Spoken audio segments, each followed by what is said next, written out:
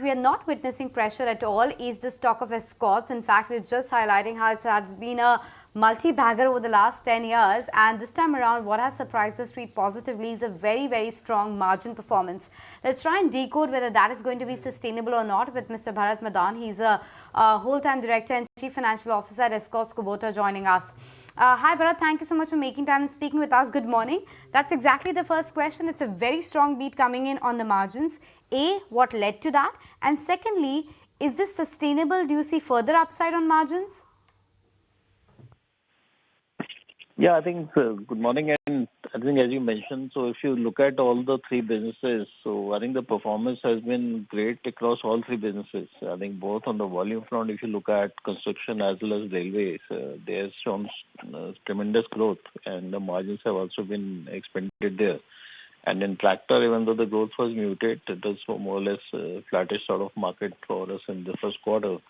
But because of the easing of the commodity prices, obviously that has helped the margin expansion and some cost-saving effort which company has been taking, which has actually reflected in the margin.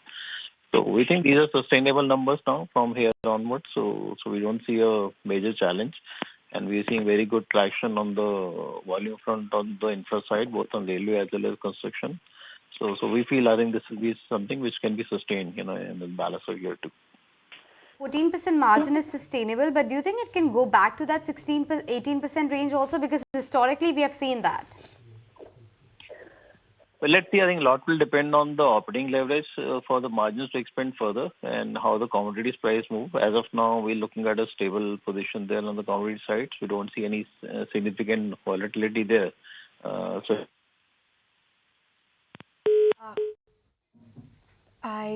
Do we have Mr. Madan on the line? We seem to have snapped that connection, but it would have been interesting to garner a little more perspective as well. Maybe we'll just get him back on the line to talk a little bit more about the market share as well as what the outlook is in terms of Kubota, the new product launches as well. Do remember that the overall domestic tractor market share is about 9.7%. There has been a massive jump as well in their other income. Raw material costs as well have been at about 69.8%. That's Escorts Kubota for you. Anisha? But brokerages are quite positive. I mean, even if CLSA is maintaining a sell call, they are saying that margin improvement has surprised very positively. The valuations as per them is factoring in the significant market share, which is not going to be easy. So that's the headline coming in from there. For Macquarie, they are saying that Q1 has been, of course, about the margin surprise. The railway segment margins has improved as well, and the management expects this to normalize to 16 to 17% in FY24 as per them. Bharat, sorry to have snapped that line, but just wanted to come back and discuss a bit more about the railway segment a bit, because of course it was a smaller part of the business, but it's scaling up quite well. Where do you see it headed from here on? And in terms of margins, is that 20% number sustainable for railways?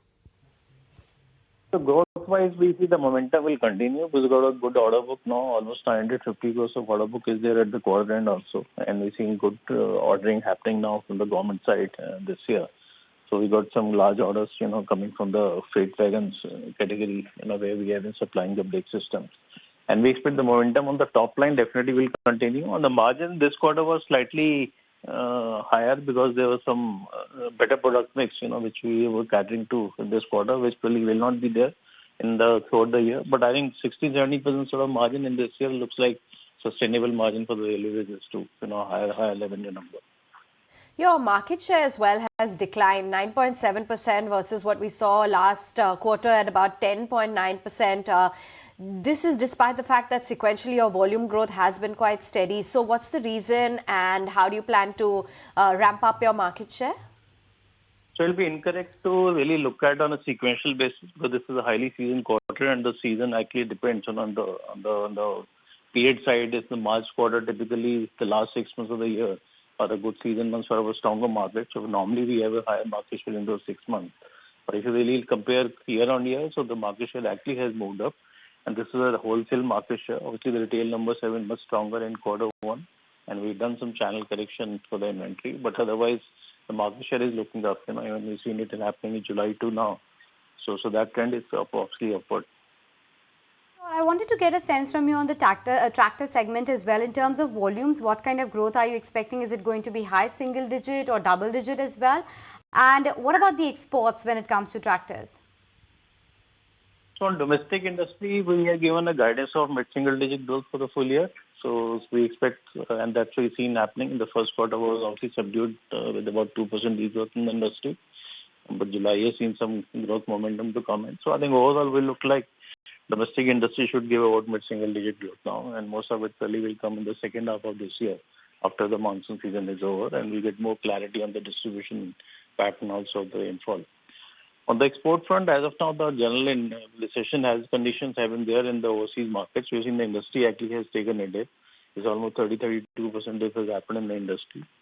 So I think that probably will take some time, for the recovery to happen in European and American markets. So, but in our case, we expect, I think, some pickup will happen from second half of this year on the export numbers too, especially since we'll be supplying to the Kubota network, and that export will start happening. All right, and given that, we are entering the election period, can you just walk us through what your expectation is from the tractor industry to grow? And can you tell us, on the back of the reduction in state subsidies, which have been the states that are getting impacted the most? Well, if you already know, the industry last year had hit a new peak, on the tractor industry side. And if the mid-single digit growth guidance for this year means it will be another peak which the industry will hit. And that obviously is coming on the back of closer to the normal monsoon. And obviously it's a pre-election year, so we expect some subsidy demand can also be there. Even though I think in certain states like Maharashtra, we've seen the demand has been lower on account of subsidy. So that has not really picked up the way we expected it to be. So I think it will be wait and watch for us to really look at, as most states go into election, how this subsidy demand really pans out. But otherwise, I think the industry will hit new peak this year again.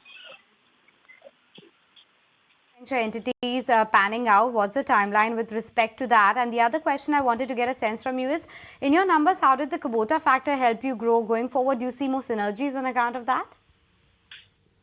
Yeah, obviously. So that is the basis of this partnership with Kubota. And I think we have already given our midterm business plan. We have laid down the synergy which will emerge, in working together with the partner.